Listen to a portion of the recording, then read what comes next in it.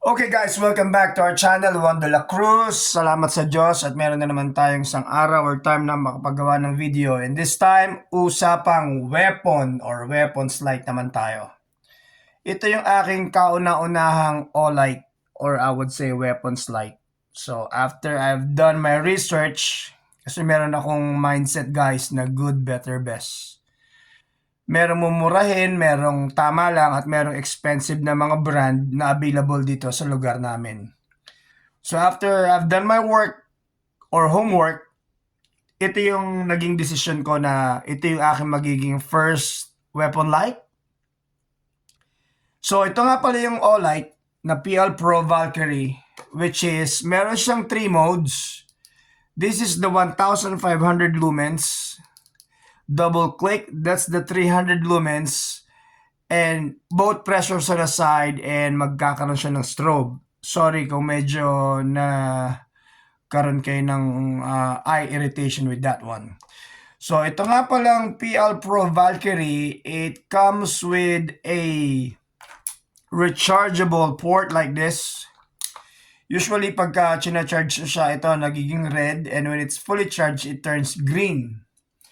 And itong light na to has a 280 meters na throw.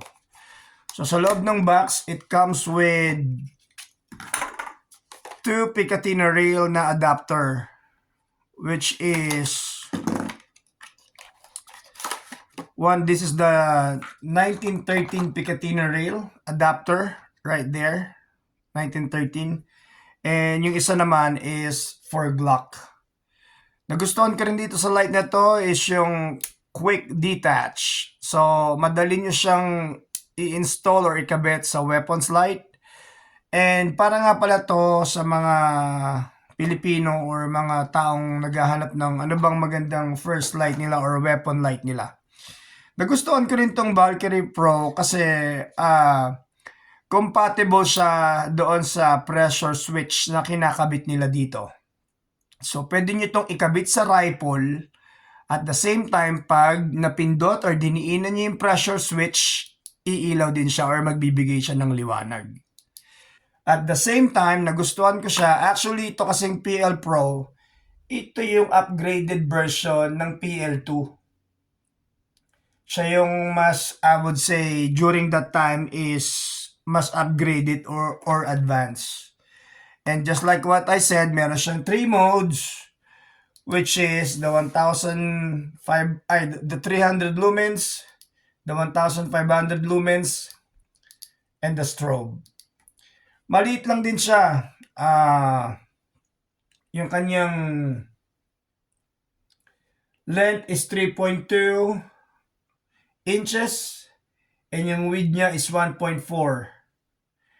At yung battery niya is integrated na. So, rechargeable siya. And waterproof siya. IPX6.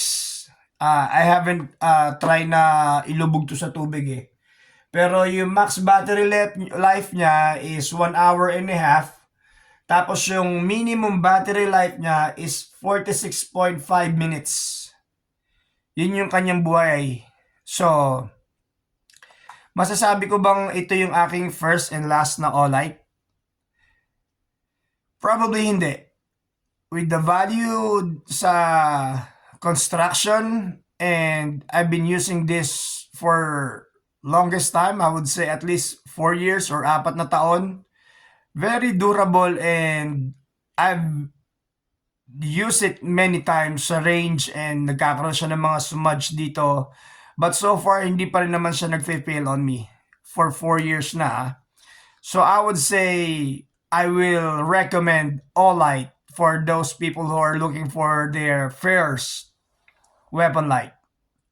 So, ito yung aking napili din na kulay, which is flat earth na color, which is parang brownish. And I would say, hindi ako nagkamali sa pagpili. And ito yung ating quick and very short, I would say, video para sa weapon or weapons light na Olight PL Pro Valkyrie. Thank you so much for watching. Please like, share, and subscribe. Meron kayong comments or question, lagay nyo lang sa comment section. And of course, to God be all the glory. Juan de la Cruz, signing out.